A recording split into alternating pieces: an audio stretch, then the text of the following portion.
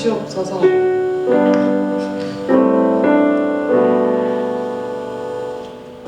세상 속에서 예수 그리스도의 이름을 갖고 성과 악을 구별할 수 있는 능력을 더하여 주시옵소서. 저희 청년부를 위해 기도합니다. 서로 사랑하게 하시며 말 구성이 속히 이루어질 수 있도록 아버지께서 예비하신 이들을 세워 주시옵소서.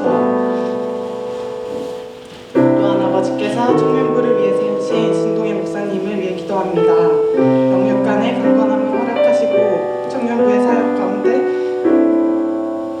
풍성한 열매 맺을 수 있게 하여 주시옵소서. 선포하시는 말씀 가운데 청년들이 세상 속에서 살아갈 힘을 더하여 주시옵소서. 예배를 위해 준비하는 모든 손길들을 기억해 주시고 예배 자리에 함께하지 못한 청년들도 동일한 은혜 부어 주시옵소서. 감사합니다. 사랑합니다. 예수님의 이름으로 기도드립니다.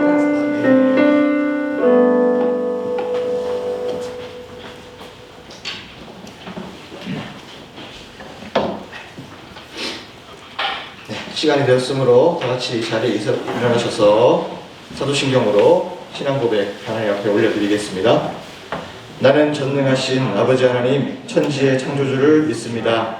그는 그의 유일하신 아들 우리 주 예수 그리스도를 믿습니다. 그는 성령으로 잉태되어 동정녀 마리아에게서 나시고 본디오 빌라도에게 고난을 받아 십자가에 못 박혀 죽으시고 장사된 지 사흘 만에 죽은 자 가운데서 다시 살아나셨으며 하늘에 오르시어 전능하신 아버지 하나님 우편에 앉아 계시다가 거기로부터 살아있는 자와 죽은 자를 심판하러 오십니다.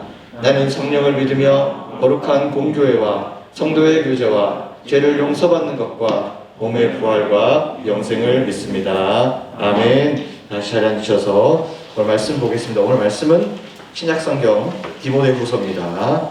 디모데후서 4장 7절에서 8절 두 절만 보겠습니다. 디모데후서 4장 7절에서 8절 말씀입니다. 디모데후서 4장 7절에서 8절 말씀, 신약성경 346페이지, 신약성경 디모데후서 4장 7절에서 8절 말씀입니다.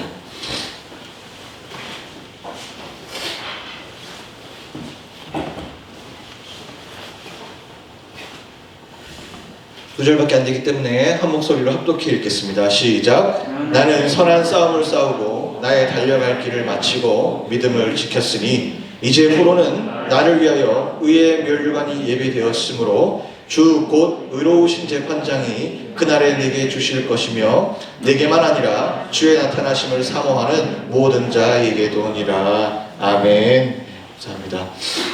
네,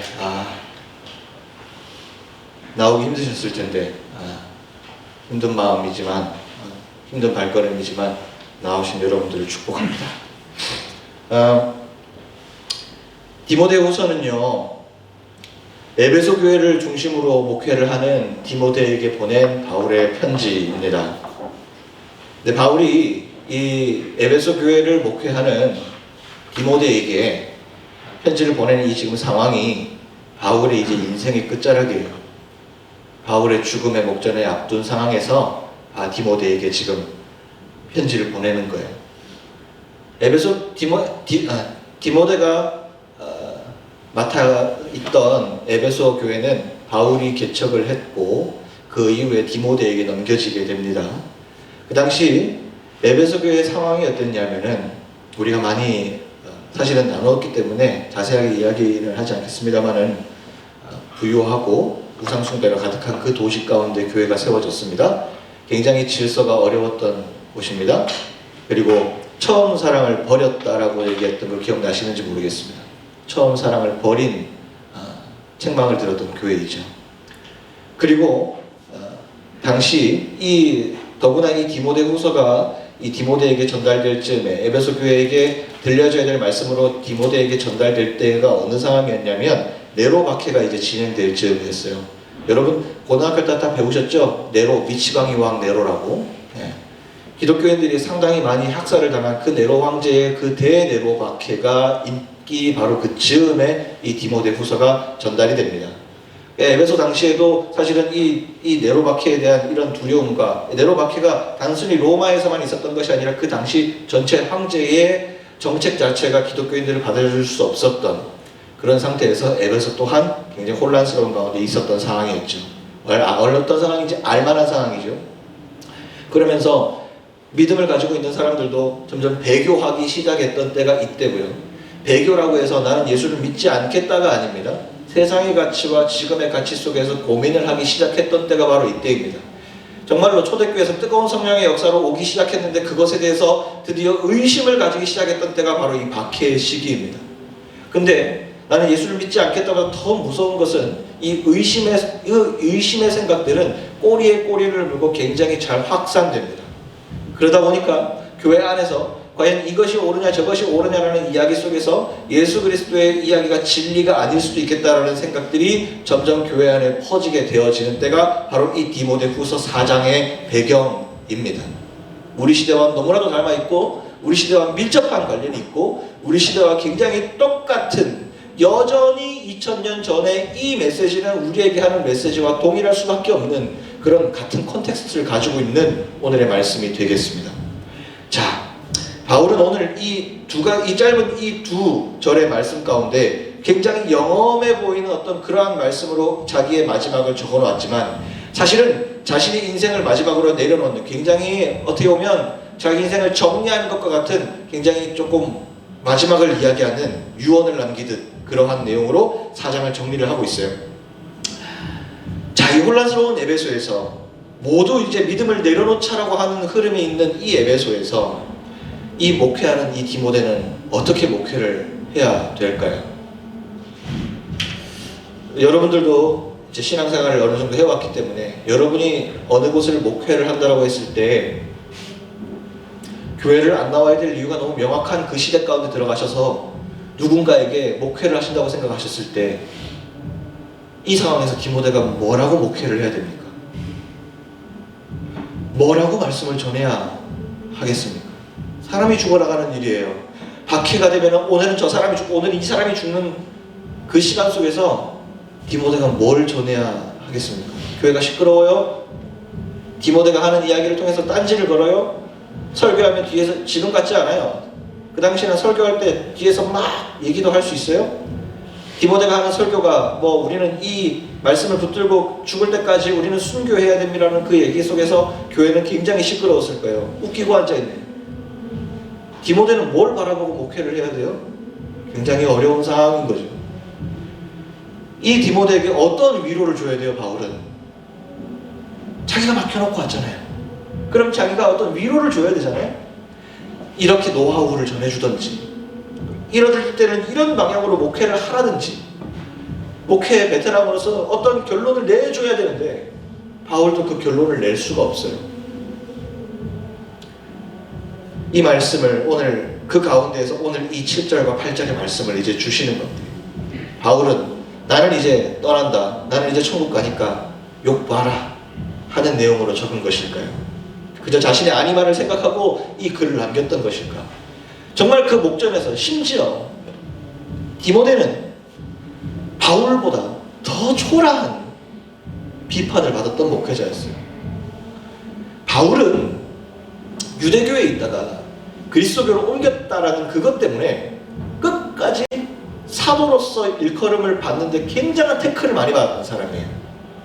뭐라고 해야 될까? 요즘으로 말하면 분명히 하나님 앞에 받은 음성이 있음에도 불구하고 목사라고 인정을 안 해주는 거예요. 네가 강단에 설 주제가 안 된다는 거예요. 쉽게 얘기를 하려면 어떻게 해야 되는지 모르겠지만은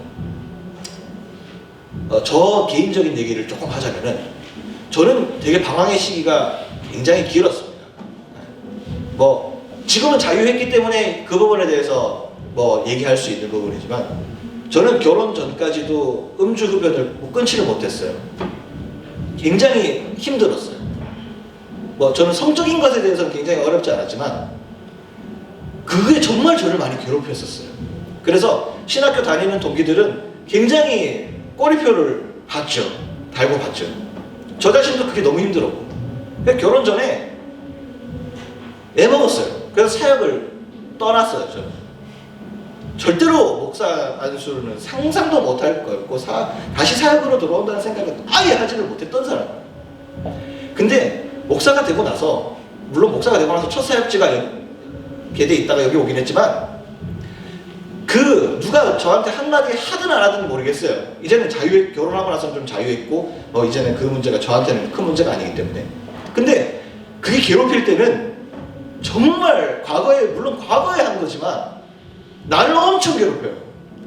무서울 정도로 괴롭혀요. 내가 지금 그렇게 살든 안 살든 개가천선을 했든 간에 그게 문제가 아니에요. 사람이 너 달라졌네 안 달라졌네가 아니라 내 마음 가운데 그 사람들의 그 과거에 했던 손가락질이요, 죽을 때까지 안 없어져요. 사람들 앞에 손가락질 받는 것이요, 주님 앞에서 극복해라라고 얘기하잖아요. 우리 위로할 때. 그거 쉽지 않습니다. 사람으로 인해 받은 상처가요, 우리가 주님으로 인해 자유한다고 하지만 쉽게 없어지지 않습니다. 전 여러분들이 사람들한테 상처받고 왔다는 얘기가 뭔지 어느 정도 이해가 저는 할 수 있을 것 같아요. 그 꼬리표라는 게 정말 무섭고요. 근데 이 바울이, 그럼 저는 목사 안수라도 정식으로 받았으니까 어쨌든 증이라도 하나 있으니까 어쨌든 내가 자유하면 되는 문제니까. 근데 바울은요, 아예 그 권위 자체를 인정을 하지를 않았어요, 사람들이. 근데 바울이 전도여행 시작하고 교회하고 계속적으로 놀라운 역사가 일어나도요, 계속 그걸 꼬리표로 사람들이, 그 유대인들이 계속 꼬리표로 가져가면서 그 교회 옮길 때마다 뒤에서 욕하는 거예요. 네 설교단에서 빨리 내려오라는 거예요. 너 같은 놈이 어떻게 설교를 하느냐 이거예요. 근데 디모데는요, 그보다 더 치명적일까요? 디모데는 어떤 꼬리표가 있었냐면 할례 안 받았다는 거예요. 심지어 디모데는요, 유대인이 아니어서 할례 받을 필요도 없어요. 남자들로 얘기하면 포경수술, 그걸 해야지만이 진짜 정식적으로 구원받은 자의 어떤 이런 유대인으로서 정말 그 안에 범주 안에 들어온다, 이렇게 그 당시에는 유대인 사회는 그랬기 때문에, 헬라 사회나 이런 데서 계속 그걸로 공격했기 때문에 그 당시 회당에서 설교를 하거나 단위에서 가르치거나 교회 수장이 되거나 이럴 때 그런 부분들을 굉장히 강조하는 사람 많았어요. 근데 그런 부분에 대해서도 되게 사람의 신체에 대한 부분도 아닙니까? 물론 그게 법이지만, 율법이지만 디모데에게는 계속 공격했어요. 그걸 가지고. 몸을 보여줘야 됩니까? 그런 수치 엄청 느꼈어요. 그런 목회 현장 가운데서 디모데와 바울이 뭘 전해야 되겠느냐? 사람들은 점점 배교를 하고 있는 상황이고, 내가 그 사람들을 가르쳐서 인도해서 정말 복음으로 살려내야 되는데 그 사람들의 그 설교권 자체도 의심을 받고 있는 상황이에요. 그러면 서로 위로를 하든지, 우리 한번 잘해보자 하든지, 먼저 가서 미안하다든지, 바울이 디모데한테 그런 식으로 얘기를 해야 정상 아닙니까? 내가 너한테 교회를 물려줘서 미안하다든지, 너가 그렇게 인생 안 살아도 되는데 내가 괜히 이렇게 물려줘서 미안하다라든지, 그렇게 정상 아닙니까? 근데 오늘 바울은 다르게 이야기를 했다는 거예요. 오늘 말씀을 다시 한번 말씀 볼까요? 자, 오늘 7절에 이렇게 얘기합니다. 나는 선한 싸움을 싸우고 나의 달려갈 길을 마치고 믿음을 지켰으니 이제 후로는 나를 위해 의의 면류관이 예비되었으므로 주곧 의로우신 재판장이 그날에 내게 주실 것이며 내게만 아니라 주의 나타내심을 사모하는 모든 자에게도니라. 우리가 남궁성옥신가요? 그 찬양 있죠? 네. 그 찬양 가사인데 오늘 이 말씀을요, 한 두 가지 정도로 살펴볼 수 있을 것 같은데, 바울이 이렇게 이 어려운 상황 가운데 있는 에베소 교회와 디모데에게 이렇게 얘기하는 데는 분명히 이유가 있는 거예요. 그들의 모든 과거와 현실의 어려움과 계속적으로 어려워지는 상황 속에서, 염세적으로 바라볼 수밖에 없는 비관적으로밖에 볼 수 없는 이 상황 가운데서 희망의 메시지보다 더 중요한 게 있다라는 사실이 오늘 말씀에 되게 명확하게 나타나 있어요. 사실은 어줍잖은 위로보다도 더 중요한 것이 이 말씀에 적혀져 있다라는 사실이에요. 이걸 통해서 저는 디모데가 더 자유했다라고 봐요. 이 말씀을 통해서 인간의 어떤 어줍잖은 것보다 자유할 수 있게 만드는 진리로 우리를 자유롭게 한다는데, 그 진리가 선포되는 현장이라고 저는 봐요. 디모데가 과거에 자기가 할 일을 받지 않았던 것 때문에 받았던 상처, 사람들의 요 꼬리표, 그것들을 인간적으로 완전히 기억에서 지울 수는 없지만 죽을 때까지 그거 상처에는 계속 가지고 가겠지만은 그것이 나를 괴롭힐 때 충분히 극복할 만한 또 다른 소망이 이것으로 생겼다라고 저는 생각해요. 무엇인지 한번 보자고요. 자, 오늘 이 말씀으로 두 가지 우리가 무엇을 찾을 수 있냐면은 첫 번째, 바울은 하나님의 영광을 바라봤다는 거예요. 시시한가요? 굉장히 중요한 내용이에요. 바울 참 열심히 살았잖아요. 바울 정말 열심히 살았잖아요. 참 힘들고 이리저리 찢겨지는 삶을 살았던 사람이 바울이잖아요. 마지막까지 그렇게 살았던 사람이 바울이잖아요. 하나님밖에는 잡을 것이 없었을 것이에요. 바울은 계속적으로 모든 사역 가운데 갈 때 아까 말씀한 대로 꼬리표가 달았던 사람이고, 그 어떤 사람도 그 바울이 수많은 사람들을 전도했다라는 상황은 나오지 않아요. 바울이 수많은 사람들을 전도했다는 건 나오지 않아요. 수많은 사람들이 순간 기적을 보고 그 자리에서 놀란 적은 있지만 바울이 대형교회 했다는 역사는 없어요. 그때마다 소수의 몇몇 사람들의 일을 통해서, 몇몇 사람들의 도움을 통해서, 함께 부르짖음을 통해서, 브리스길라나 아굴라나 옥감장사 루디아나 소수의 사람들을 통해서 역사를 했을 뿐이죠. 바울은 부흥하지 않았어요. 한 번도 우리처럼 수적으로 부흥해서 재정이 풍족하게 들어오거나 그런 적이 없었어요. 바울은 성공한 적이 없었어요. 찢겨진 삶일 뿐이었어요. 우리가 지금 보니까 와, 정말 역사를 많이 했네. 그럼 바울처럼 한번 살아보시겠어요? 나도 바울처럼 살래요. 쉽지 않을 겁니다. 그만큼 바울의 삶은 찢겨진 삶이었어요. 그래서 하나님밖에 잡을 것이 없었을 것이에요. 그가 바랄 것이 뭐 더 있었을까요? 바랄 것이 없었어요. 그 하나님 붙들고 나아가는 그거밖에 잡을 것이 없었을 것이에요. 이제 죽음을 앞둔, 밖에서는 네로마키가 시작됐다는 소문이 계속 들리고 있었을 것이에요. 바울은 이때 로마에 있었으니까요. 편지를 쓰면서도 기독교인들이 죽어나는 것을 계속적으로 들었을 거예요. 계속적으로 편지를 쓰면서도 밖에서 기독교인이 끌려가면서 비명소리를 들으면서 이 편지를 썼을 것이에요. 언젠간 나도 끌려갈 것이라는 걸 알면서도 쓰는 그 심정을 한번 돌아가 보자고요.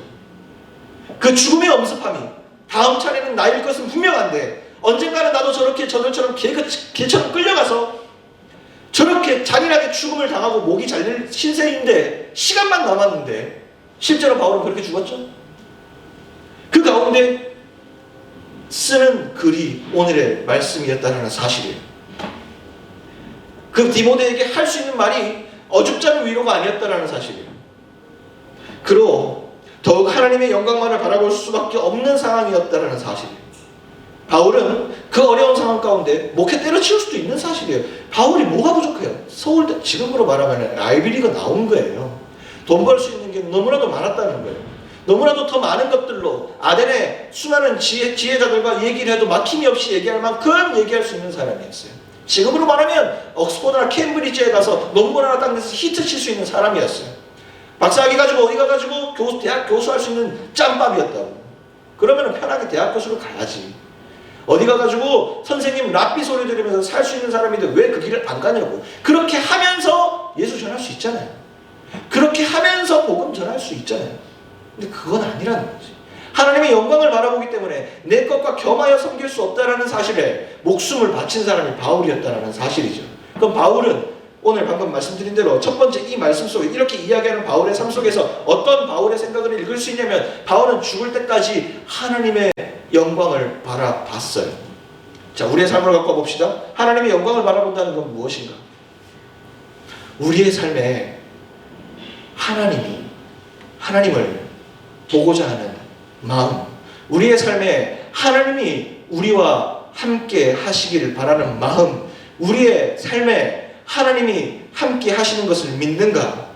우리의 삶에 하나님은 몇 퍼센트인가를 매일매일 고민하는 삶이 하나님의 영광을 바라보는 삶인 거예요. 그것이 짜릿하든 짜릿하지 않든 말이죠. 생각해볼까요? 바울이 짜릿한 일로만 사역을 하지 않았습니다, 여러분. 바울이 뭐 짜릿한 일이 있었어요? 가끔 가다 멜리데 섬에서 독사한테 물려서 살아난 거 한 번. 또 뭐 있어요? 귀신을 쫓아낸 거 한 번. 그렇게 많지 않아요. 바울은 매 맞는 횟수가 훨씬 많았어요. 죽다 살아난 사람이에요. 어디 가든 매일매일 빌어먹어야 되는 삶이었어요. 그가 하나님 앞에 기적을 받기 때문에 그렇게 할 수 있었다고요? 천만의 말씀이에요. 그는 하나님의 영광을 받지 기적을 보고 살아가는 사람이 아니었어요. 그 인생 가운데 우리의 삶에 기적을 보고 따라가는 인생이 되면 믿음의 신앙이 실망이 됩니다. 기적을 보고 걸어가는 신앙이 되잖아요. 실망이 돼요. 하나님 마술사가 아니에요. 하나님은 우리의 믿음을 통해서 함께 걸으시는 분이지, 함께 고난 가운데 우리를 향해서 우리와 함께 고난 가운데 걸어가시는 분이시지, 우리로 하여금 기적을 보게 하시고, 물론 기적을 보게 하실 때도 있어요. 근데 그게 목적이 아니라, 하나님은 기적을 들어 쓰시는 거지 우리에게 목적이 아니라는 사실이에요. 청년들에게 말씀을 준비하면서 저도 그 시기를 살아가는 제 삶에 있어서, 우리가 때로는 기적을 필요로 하면서 그걸 통해서 기도할 때도 있어요. 우리 삶이 더 나아짐을 바라보기 때문에 소망은 해야 됩니다만은, 우리의 삶에 기적을 바라보고 가지 않기를 바라요. 그걸 바라보고 가니까 내 삶에 짜릿한 게 느껴지지 않을 때 하나님은 거짓이 되는 거예요. 믿음은요, 뭐가 보여지지 않아도 믿는 게 믿음이에요. 뭐가 보여지면 믿겠습니다라는 것은 증명일 뿐이에요. 설명일 뿐이에요. 우리에게 하나님은 설명을 요구하지 않고 믿음을 요구하시는 거예요. 더 나아지지 않을 거예요. 여러분, 예수 믿는 사람들이 더 찬란한 미래를 세상적으로 보기 쉽지 않을 거예요. 앞으로 교회와 예수 믿는 사람들이 살아가는 삶 형편이 더 좋을 거라고 낙담할 수 없어요. 한국교회도 그럴 거예요. 그렇다고 여러분, 그럼 이 시대 때 우리에게 요구되는 것은 뭐예요? 배교할까요? 먹고 살기 풍족하게 조금만 내 자신 챙기면서 갈까요? 우리의 믿음의 선택이죠. 오늘 우리에게 바울은 디모데에게 이야기하듯 나는 하나님의 영광을 바라보며 사는 삶이었다는 것을 이 한마디로 증명해낸 거예요. 어떻게 바울 선생님 그렇게 할 수 있었습니까? 라고 했을 때 하나님이 기적을 보여주셨다가 아니고, 나는 영광을 바라보는 삶을 살았어. 부족하지만. 그래, 나 꼬리표 많아. 나 과거 많아. 사람 죽였던 사람이야. 예수 믿는 사람 죽였던 사람 아닙니까? 바울이 살인을 밥 먹듯이 했던 사람 아닙니까? 갔다가 다 목을 자기 손으로 사람을 죽였던 사람 아닙니까? 그럼에도 불구하고 하나님이 날 용서해 주셨고, 예수 그리스도의 보혈의 피로 날 용서해 주셨고, 그렇기 때문에 나는 하나님의 영광만 봤어. 그것이 바울의 인생이었다는 거예요. 우리 사람마다 정도의 차이는 있을 수 있지만 우리는 누구 하나 손가락질 할 수 없어요. 다 부족해요. 다 죄인이고 꺼내놓으면 다 부끄러운 사람들이에요. 하자 없는 사람 어디 있어요? 다 있어요. 그런데 그런 사람들이 유일하게 와서 눈물을 흘릴 수 있고, 그런 사람들이 유일하게 와서 가난한 자, 아픈 자, 아까 찬양했던 것처럼 병든 자도 와서 울면서 주님 앞에 하소연할 수 있는 데가 바로 교회인 것이에요. 그래서 교회는 세상을 초월하는 것이고 세상이 감당을 못하는 거예요. 교회는 그러한 능력이 있는 것이에요. 두 번째, 마지막, 오늘 바울이 이 이야기를 통해서 하고 싶은 마지막 메시지는 의의 면류관을 받으라는 사실이에요. 선한 싸움을 싸우고 달려갈 길을 맞춰야 받을 수 있는 의의 면류관이에요. 믿음을 지킨다는 것은요, 이러한 것이 선한 싸움을 싸우고 달려갈 길을 맞춰야 된다는 거예요. 신앙생활 할 때 좀 착각하는 것이 있습니다. 술 안 먹고 담배 안 피면 신앙생활 잘한다고 생각해요. 물론 그걸 100% 제가 용납하는 건 아닙니다만, 내가 조금 어떠한 인간적인 도덕적 성과를 이루었다고 선한 싸움을 난 싸우고 잘 산다라고 생각하는 사람들이 있습니다. 우리가 인간의 도덕적 선이 중요하지만 그것이 나의 의가 된다고 한다면 그것은 교만이에요. 율법이요, 우리 성경에 나오는 율법의 이야기를 해봅시다. 율법은 하나님이 주신 법이잖아요. 당연히 지켜야 되는 것이고, 그걸 잘 지키면 칭찬받는 게 당연한 것이죠. 그런데 보세요, 그 율법을 가지고 나의 의로 삼았을 때 일어나는 일이 어떤 일이었어요? 예수 그리스도를 사형대로 보내는 이유가 됐다는 사실이에요. 예수님이 십자가 사형대로 갔던 이유가 바로 율법을 지키지 않아서였어요. 충격적이죠. 예수님이 죄명이 신성모독이었어요. 율법에, 하나님이 이스라엘 백성들에게 주신 그 율법을 지키지 않았다는 이유 때문에 예수님이 십자가형을 당했다고요. 하나님이 주신 율법을 안 지켜서 그래 됐다라고 얘기했다니까. 그러면 정리를 해봅시다. 하나님의 법도 인간의 생각과 사고로 한번 거치고 나와서 인간의 의로 둔갑되는 순간 사형의 도구가 됩니다. 정죄의 도구가 됩니다. 이 율법을, 그런 경직된 구조의 율법을 완성하신 분이 예수 그리스도예요. 내가 아무리 도덕적 선을 잘 지킨다 한들, 세상에서 깔끔한 사람처럼 정말 좋은 삶의 질을 유지하고 삶을 가져간다고 한들, 하나님 사랑과 이웃 사랑이 동반되지 않고 예수 그리스도의 십자가 보혈의 회개가 없는 사람은 결국은 오늘도 예수 그리스도를 십자가에 못 박는 정죄가 우리의 삶 가운데 남아있다는 사실입니다. 우리는 죄인입니다. 우리는 우리 자생적으로 구원받을 수 없고, 우리는 우리 자생적으로 의롭게 될 수 없습니다. 의의 면류관을 어떻게 받습니까? 그런 우리가 의의 면류관을 어떻게 받습니까? 근데 오늘 바울은 얘기해요. 자신을 위하여 의의 면류관이 예비됐다요. 자신을 위하여 의의 면류관이 예비됐다고 당당하게 얘기해요. 가능합니까? 어떻게 해요? 곧 의로우신 재판장이 그날에 내게 주실 것이라고 얘기합니다. 의로우신 재판장 누구예요? 재판장 누구예요? 나중에 우리를 심판하러 오실 분 누구십니까? 예수 그리스도입니다. 예수 그리스도께서 나중에 산자와 죽은 자로 심판하러 오시리라 우리가 얘기하죠. 사도신경을 외우잖아요. 그분만이 우리를 심판하실 수 있다는 사실이에요. 그분의 십자가로 용서받는 거예요. 그분의 십자가를 믿고 그분의 십자가 사역을 믿느냐, 그분의 보혈의 능력을 믿느냐, 이것이 우리의 구원의 척도라는 사실이에요. 믿음을 지킨다는 것은 이러한 거예요. 우리가 잘 살고 있다라는 안일함에서 오는 것이 아니고, 수치상으로 잘 지켰다라고 체크리스트 써서 체크한다고 되는 것이 아니라, 이 선한 싸움을 싸우고 달려갈 길을 포기해서는 안 되는 것이 더 중요한 것이에요.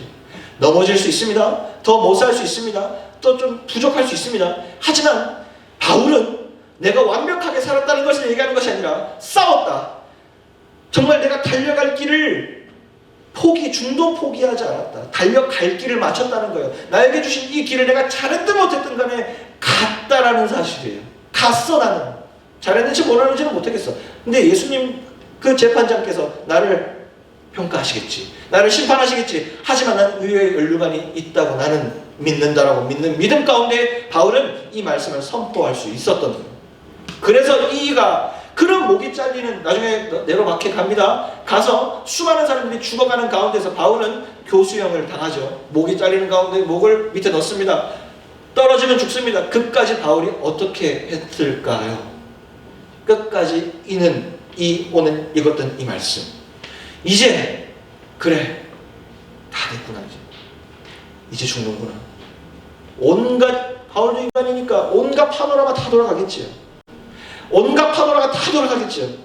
에베소에 있었던 일도, 디모데가 지금 힘들어하고 있을 것도, 수많은 사람들이 배교할 그 상황도, 그리고 교회는 수많은 사람들의 비명소리가, 피가 철철 흘러내림이 눈앞에 그 목을 대는 가운데 보았을 거예요.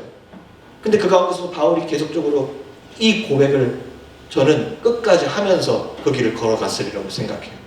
끝까지 나를 위해서 주님, 이제 제가 갑니다. 의로우신 재판장님께서, 주님 아시지요? 주님 아시지요? 누구의 고백입니까? 부활하신 예수님을 만난 베드로의 고백이잖아요. 주님 아시죠? 제가 주님 사랑하는 줄 주님이 아십니다라고 고백하시는 사람이죠. 그거는 믿음 없이 할 수 없는 고백이에요. 내가 잘 살고 있습니다라고 하는 가운데 할 수 없는 고백이잖아요. 끝까지 그 걸음을 걸었는 사람이, 잘 살았든 못 살았든 끝까지 그 옷자락을 붙든 사람이 할 수 있는 말이 바로 나는 달려갈 길을 걸어갔습니다라는 고백이에요. 오늘 이 시간 가운데 여러분 잘 걷든 못 걷든 상관없어요. 여러분이 좋게 태어나서 안 좋게 태어나서 그런 형편적인 거, 그런 게 중요한 것이 아니라 여러분 지금 걷고 있느냐라는 거예요. 걷고 있느냐고. 여러분에게 누구에게나 주어진 분깃이 있어요. 2022년도 여러분이 걸어가야 될 분량이 있어요. 여러분이 몇 살 때 이 땅에 몇 살까지 살지 저는 몰라요. 근데 몇 살까지 살든 여러분이 걸어가야 될 믿음의 분량이 있어요. 걸어가셔야 돼요. 그걸 걸어가셔야지만이 이 고백이 여러분 하나님 앞에 영광 드리고 내 마음에 기쁨이 되는 고백이 되는 거예요. 걷지 않는 사람이 이거를 기쁨으로 고백할 수가 없어요. 그래서 신앙생활이 재미가 없는 거예요. 걷지 않으니까 이 생활이 재미가 없는 거예요. 영광이 안 보이니까. 걷는 사람은 나는 오늘도 천국에 하나님 나라의 걸음을 걷고 있다는 마음을 갖게 돼요. 그럼 그 걸음이 때로는 외로워도 외롭지가 않아요. 오늘 이 마음이 고스란히 디모데에게도 전해졌습니다. 좀 말씀 정리하겠습니다. 신앙 포기하고 싶을 때 여러분 어떻게 해요? 신앙 포기하고 싶을 때 여러분 어떻게 합니까? 몰라요, 저도. 근데 오늘 말씀에서는 딱 하나만 얘기해요. 걸어야 된대요. 신앙을 포기하고 싶을 때에도 죄송하지만 걸어야 된대요. 포기하고 싶을 때 죽어요. 바울도 죽었어요. 죽을 만큼 숨 안 쉬고 순간 진짜 숨 안 쉬고 죽는 것 같이 고통당할 때가 있었어요. 바울 숨 안 쉴 때가 있었잖아요. 그때 살아났긴 했지만 돌 맞아서 죽을 뻔했어요. 사람들 앞에 밟혀가지고. 근데 또 걸어야 된대요. 예루살렘 가야 된대요. 가면 유대인들이 지금 칼 꺼내갖고 바울 죽이려고 난리를 치는데 가야 된대요.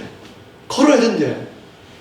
그 걸음을 통해서 하나님은 역사를 이루기 시작하고 바울이 마지막까지 정말 일반적인 우리가 원하는 죽음으로 가지는 못해 가장 비극한 목이 잘리는 죽음으로 갔지만 걷는 이 바울이 의의 면류관이 예비되었다라고 선포할 수 있고 그 마음에 오히려 자유함을 느끼는 이 기쁨을 느끼려면은 걸어야 된대요.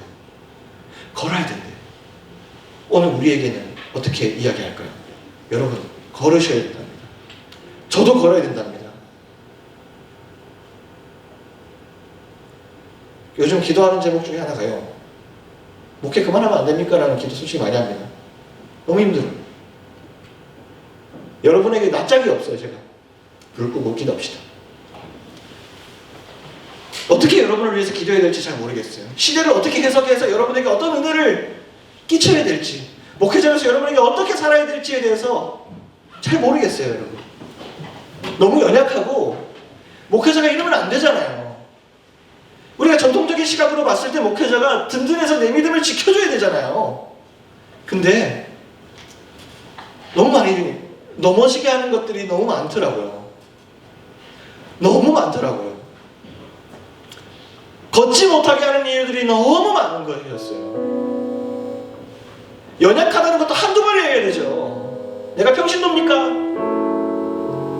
신학 7년 공부하고 3, 4년 오는 10년 넘게 아니네요. 10년째네요. 어쨌든 사역의 현장에서 붙어있는데 여전히 연약하다는 말이 나와요. 저도 참 설교 준비하는 게 너무 괴로워요. 왜 내가 이렇게 이야기를 해야 하지? 나도 그냥 은혜 받고 싶은데? 나도 받고 싶은데? 나도 그냥 목사직만 아니면은 나도 누구한테 가서 그냥 기대고 나도 힘들다고 얘기하고 싶은데 나도 기도만 받고 그냥 발걸음만 교회 하고 싶은데 왜 나도 왜 일을 해야 되지? 근데 하나님 자꾸 걸으라고 하는 그 말씀이 좀 부탁한다는 그 말씀이 너무 외롭고 사실 여러분 일주일 동안 저 너무 힘들었어요. 너무 외로웠어요. 나는 누가 내 얘기를 들어주지? 목사님 나는 누가 얘기를 들어주지? 하나님 나는 누가 얘기 들어줍니까? 라고 솔직히 일주일 내내 하나님 원망했어요. 근데 그 가운데 하나님이 저에게 주시는 음성은 단 한 가지였어요. 그래도 걸어야 한다고. 누군가는 걸어야 한다고. 누군가는 걸어야지만이, 누군가는 걸으면서 이 자리를 위해 싸워야지만이, 누군가는 이 자리에 와서 하나님의 은혜들을 경험하지 않겠느냐고. 근데 너 혼자 걷는 게 아니라고 주님은 또 한 번 말씀해 주심을 통해서 담대하게 왔습니다. 여러분 죄송합니다. 제가 연약해서 여러분들을 잊고 있었어요. 그래도 이 자리에 나와서 함께 기도해 주시고 중보하시는 여러분을 잊고 있었어요. 오늘 여러분 저도 엘리야처럼 저만 걷는다고 생각했어요. 나만 힘들어한다고 생각했어요. 근데 그게 아니었어요. 함께 기도해 주시는 분들이 있었다는 것을 경험했어요. 오늘도 함께 이 자리에서 중보해 주시기를 부탁을 드립니다. 여러분 우리 청년부를 위해서 기도해 주십시오. 여러분 혼자 걸어가서는 절대 혼자 갈 수 없습니다. 저와 같은 사람들 많을 거라고 생각합니다. 다 이야기하지만 이야기 안 해서 그렇지 다 공부한 부분이 있으리라고 생각합니다. 오늘 하나님 앞에 내어놓고 불 완전히 끕시다. 오늘 하나님 앞에 내어놓고 기도할 때 여러분 오늘도 걷겠다는 결단과 함께 다시 한번 하나님 나를 붙들어달라는 기도와 함께 여러분의 마음 가운데 있는 것 연약한 것들을 온전히 주님께 내어놓음과 함께 하나님 앞에 다시 간구합시다. 우리의 심령을 다시 한번 주님 앞에 내어놓고 주님 걷게 해달라고, 주님 걷는 동력을 좀 달라고, 주님 내가 주님 말씀대로 살 수 있는 힘을 좀 달라고, 하나님 내가 주님이 의심된다고 주님을 확신할 수 있는 믿음 달라고, 주님 우리의 연약한 믿음을 좀 붙들어달라고 주님 한번 간절히 부르시고 오늘 주님 한번 부르시고 동성으로 기도하겠습니다. 주여 아버지 하나님 주님 앞에 기도합니다. 하나님 너무나도 연약한 우리의 심령을 붙들어 주옵소서. 아버지 하나님 연약한 우리의 심령을 붙들어 주시옵소서. 아버지 하나님 너무나도 고통스러운 가운데 믿음이 연약한 가운데 너무나도 아버지 하나님 걸어야 되는 상황 속에서 걷지 못하게 만드는 사단의 함성 가운데 아버지 하나님 너무나도 외로웠습니다. 아버지 우리의 심령 너무나도 힘든 외로움 가운데 살아가고 있습니다. 아버지 그러나 누군가의 예배의 자리를 지켜야 하고 누군가 기도해야 하고 누군가 하나님께서 내 피 묻은 바통을 내 피 묻은 이 십자가의 바통을 너에게 부탁한다고 주님 말씀하시는 그 음성이 너무나도 괴로울 때가 있습니다. 허나 아버지 하나님 오늘 말씀처럼 우리가 걸어야지만이 그 의의 멸류관을 받을 수 있음을 말씀을 통해서 다시 한번 확인합니다. 걸어야지만이 그 선한 싸움을 싸워야지만이 하나님 앞에 갈 수 있음을 아버지 다시 한번 말씀으로 확인합니다. 아버지 하나님 걷는 데 있어서 힘들지만 외롭지만 걷는 데 있어서 너무나도 어렵지만 아버지 우리의 삶 가운데 걸음을 두려워하지 않게 하여 주옵소서. 걸을 때 하나님 뭐가 좀 보여졌으면 좋겠습니다. 아버지 걸을 때 뭐가 좀 보여졌으면 좋겠습니다. 하나님 아무런 쌓임이 없어서 도대체 이 길이 맞는지 이 길이 맞는지 아버지 저 길이 맞는지 하나님 어떻게 가야 하는지 도저히 갈 수 없는 아버지 혼란통닭한 세상 가운데 주님 우리가 가야 할 길을 알려주시옵소서. 주님 우리가 가야 할 길을 주님 알려주시옵소서. 인도하여 주옵소서. 하나님 주님 붙들어 주시옵소서. 오늘도 우리를 향해서 걸으라고 말씀하시는 주님, 우리를 향해서 걸으라고 말씀하시는 주님, 아버지 하나님 우리가 무엇을 보고 걸어야 되겠습니까? 예수 십자가의 은혜를 보고 걸어가야 되는데 아버지 그 십자가의 은혜가 때로는 아버지 하나님 세상을 통해서 아버지의 그 연약함을 통해서 그 어두움의 세력들을 통해서 흐릿해질 때가 있습니다. 아버지 힘이 없습니다. 아버지 우리에게 힘도 하여 주옵소서. 아버지 이 땅을 살아가면서 우리 청년부와 함께하는 아버지 시신들의 삶 속에 아버지 하나님 주님 역사하여 주시옵소서. 아버지 믿음의 아버지 강한 아버지 믿음의 야성을 아버지 하나님 함께하여 주옵소서. 아버지 쉽게 넘어지는 우리의 삶 가운데 걸을 수 없습니다. 걸을 수 없습니다. 아버지 걷기 싫습니다. 아버지 때로는 걸을 수 없습니다라고 얘기하는 우리의 마음속에 아버지 하나님 걸어야 될 이유를 허락하여 주십시오. 주님 왜 걸어야 하는지에 대해서 그 복음의 예수의 복음 예수의 그 십자가의 은혜가 우리를 아버지 하나님 변화시켜 주시고 아버지 그 은혜가 다시 한번 우리 마음 가운데 새롭게 하여 주시고 아버지 하나님 어려운 가운데 혼자 가면 갈 수 없습니다. 아버지 공동체 가운데 주님 사명을 허락하여 주시고 이 공동체 가운데 하나님이 하시는 일들 하나님이 하시는 일들이 있습니다. 아버지 우리의 힘으로 할 수 없는 일들이 있습니다. 하나님이 하시는 일들이 있습니다. 아버지 하나님 이 시간 가운데 하나님이 하시는 일들을 아버지 간절히 원합니다. 주님이 일하시옵소서. 주님 우리 가운데 일하시옵소서. 우리의 개인과 공동체 가운데 일하시옵소서. 아버지 우리의 삶 가운데 주님을 보게 하여 주시옵소서. 아버지 하나님 역사하여 주옵소서. 아버지여 우리의 심령을 붙들어 주옵소서. 오늘도 그래서 주님밖에 못 부릅니다. 그래서 주님밖에 부를 수 없습니다. 그래서 할 수 있는 게 주님 부를 수 있는 것밖에 없습니다. 하나님 도와주시옵소서. 하나님 우리의 삶 가운데 아버지 믿음의 사는 싸움을 아버지 하나님 믿음의 편에 서서 살아가는 데 있어서 너무나도 많은 공격들이 있습니다. 너무나도 외로움들이 있습니다. 어두움들이 우리의 마음을 아버지 침범합니다. 오늘도 넘어집니다. 오늘도 연약했습니다. 아버지 하나님 도와주시옵소서. 아버지 하나님 역사해 주옵소서. 아버지여 주님 우리의 마음을 붙들어 주옵소서. 주님 안전합니다. 아버지 하나님 완전하지 않습니까? 주님은 은혜가 있으시지 않습니까? 주님은 하실 수 있지 않습니까? 이 부족한 자의 영혼도 우리 부족한 아버지 청년들의 마음들도 주님 함께 하시면 아버지 뭐든지 하실 수 있지 않습니까? 아버지 이제 우리 마음을 일하여 주옵소서. 아버지 공동체를 통하여 일하여 주옵소서. 아버지 살아있는 은혜를 구합니다. 살아있는 은혜를 구합니다. 아버지 하나님 살아있는 은혜를 구합니다. 죽어있는 그리스도인이 아니라 믿음을 버린 아버지 믿음을 포기한 아버지 그리스도인이 아니라 하나님을 바라보고 하나님을 인하여서 주님으로 인하여서 새롭게 아버지 하나 될 수 있는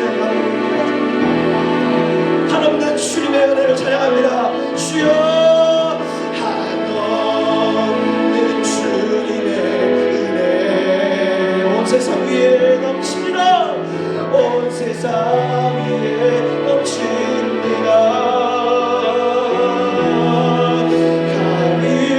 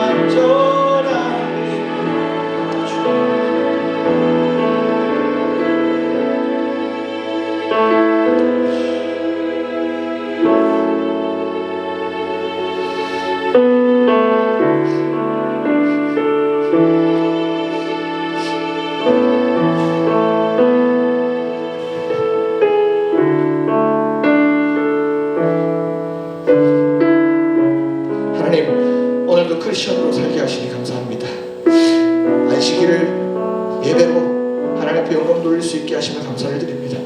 하나님, 오늘 청년들 이 자리에 어떤 마음으로 왔든 이 자리에 나온 것 자체가 얼마나 큰 발걸음의 고백이 됐는지 하나님 아시고, 또 오늘 그래도 걸어야 한다는 이 말씀 가운데 우리 오늘 나온 청년들 그래도 걸어야 한다고 생각해서 이 자리에 나온 줄로 알고 하나님 이들에게 축복을 더하여 주시옵소서. 하나님, 우리는 부족합니다. 우리는 연약합니다만은 오늘도 우리는 힘겨워하고 그래서 긍휼이 필요한 사람들이지만은 하나님, 주님은 하실 수 있지 않습니까? 하나님, 신앙생활하기가 너무 힘듭니다. 하나님, 믿음으로 사는 게 뭔지 모르겠습니다. 이 세상 가운데 내가 어떻게 살아야 잘 신앙생활하는 건지를 모르겠습니다. 허나 하나님은 우리로 하여금 일하실 수 있지 않습니까? 하나님, 이제 우리로 하여금 일하여 주시고 하나님, 우리로 하여금 주님의 길을 걸어가는 데 있어서 자유케 하시고 과거의 어떤 아픔, 이전의 어떤 아픔들을 다 이겨내고 하나님 당당하게, 과거의 아픔이 사라지는 기적 말고 과거의 아픔이 있는데도 불구하고 당당하게 이 길을 걸어갈 수 있는 그 자유와 진리로 우리를 더딥혀 주시옵소서. 하나님,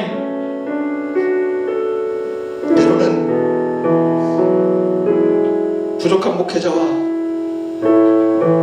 부족한 섬기미들과 부족한 우리 죄인들이 함께 모여드리는 이 예배 가운데 하나님이 역사하실 때 참으로 놀라운 일들을 우리는 사실 어쩌면 많이 경험했는지도 모릅니다. 부족한 우리가 공동체 가운데 사실은 이미 하나님이 너무 많이 일을 하셨는지도 모르겠는데 우리가 죄인이다 보니 그 많은 것들을 잊어버렸습니다. 이미 너무 많은 것들을 누리고 있음에도 불구하고 많이 잊어버렸습니다.